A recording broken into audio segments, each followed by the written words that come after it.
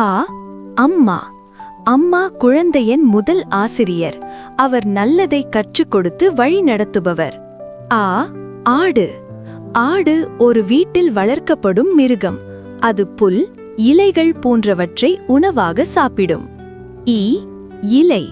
இலை பச்சை நிறத்தில் இருக்கும். அது காற்றை சுத்தமாக்கவும் உதவுகிறது. ஈ. ஈ. ஈ மிகவும் வேகமாக பறக்கும் பூச்சி. அது உணவுகளின் அருகில் அதிகமாக காணப்படும். உ. உலக்கை. உலக்கை கல் அல்லது மரத்தால் செய்யப்பட்டு இருக்கும். அது உணவு தயாரிப்பில் முக்கியமாக பயன்படுத்தப்படுகிறது. ஊ. ஊர். ஊர் என்பது மக்கள் வாழும் ஒரு இடம். அங்கு வீடுகள், பள்ளி மற்றும் கடைகள் இருக்கும். ஏ. எலி. எலி ஒரு சிறிய விலங்கு. அது வீடுகளிலும் வயல்களிலும் வாழும். ஏ. ஏணி.